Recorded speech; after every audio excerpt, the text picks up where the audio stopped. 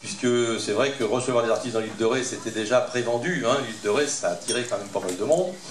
Donc on a loué une maison juste derrière et ça nous a permis de recevoir des artistes sans avoir à les payer à leur cachet auquel ils auraient dû. De la Malines, c'était quand même une petite salle de spectacle en milieu rural, donc pour permettre aux jeunes artistes de se faire donner une chance à ces artistes qui démarrent dans des conditions techniques quand même professionnelles.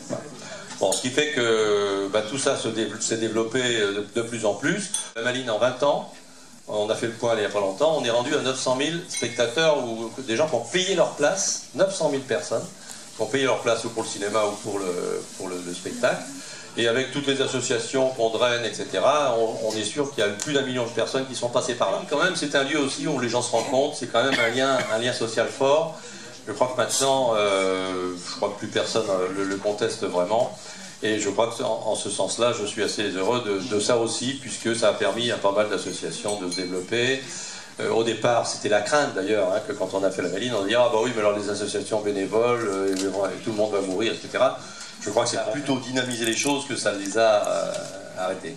Quand Pierre Seller est venu, d'ailleurs, il m'avait dit « Monsieur le maire, vous savez, moi, quand je vais quelque part, j'y reste 3 ans, mais je m'en vais. » Il est resté 18 ans, donc c'était pas mal, c'était bien quand même qu'il installe l'outil. Et depuis, nous avons donc une nouvelle directrice, Catherine, qui est par là, Catherine que vous connaissez certainement maintenant, hein, puisque depuis le temps qu'elle est là, ça fait déjà combien? 4 ans 5 ans bientôt. Oh là là, et elle reste, elle m'a dit, elle m'a rien dit, hein, mais je pense qu'elle restera tant qu'elle sera bien là, quoi. Donc voilà, alors je voulais en profiter aussi parce que c'est le moment, j'ai pas trop l'occasion de le faire, pour remercier justement Catherine de son dynamisme et tout le personnel qui est derrière, parce que c'est une équipe, la Malines. Vous savez, on a démarré avec des emplois jeunes, des trucs à 20 heures par semaine, c'était pas facile à gérer. Aujourd'hui, on a quand même un personnel plus stable, c'est toute l'équipe, hein, parce que franchement, c'était quand même... voilà. Et puis, un grand merci quand même à tous ceux qui nous aident, hein, parce qu'il y a quand même, maintenant, on a besoin de partenariats, et c'est vrai qu'on est aidé par... je ne vais pas citer tout le monde, mais c'est vrai que la Malines est bien installée, et on est aidé de tous les côtés. Je voudrais remercier tout le monde. Et particulièrement, bien entendu, la communauté de communes, parce que Lionel Quillet a bien compris ce que c'était que la Malines.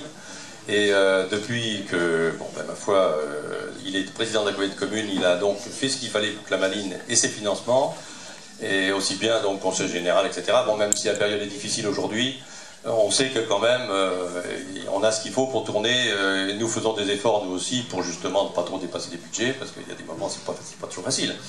Mais bon, la culture c'est ça, on démarre un budget, on ne sait toujours pas quelles aides on aura. Son entrain est quand même décisif et je voulais le remercier pour tout ce qu'il a fait pour la Malines et tout ce qu'il va faire, puisque je crois que dans quelques temps il va faire encore quelque chose, tout le monde attend où on en est, je pense. Alors je crois que là aussi ça va être un changement, mais ça va installer définitivement la Malines donc, dans le milieu culturel rété et économique, parce qu'on oublie toujours, c'est un outil économique. On peut remercier Paul, parce que comme vous avez compris, c'est son bébé. Il a été le créateur et puis bon, il a souhaité quitter la mairie, le conseil général, donc le monde un peu politique, dans le bon sens du terme, et il est revenu à ses premières amours. Il est revenu donc pour gérer la Malines, et nous on en est très heureux. La commune de la Couarde a choisi de confier le bébé, je dirais la propriété des locaux, à la communauté de communes, mais c'est grâce aussi à l'écoute et à la compréhension du président de la communauté de communes. Donc nous avons confié cet outil à la communauté de communes, nous en avons fait cadeau quelque part, puisque c'était la propriété de la commune.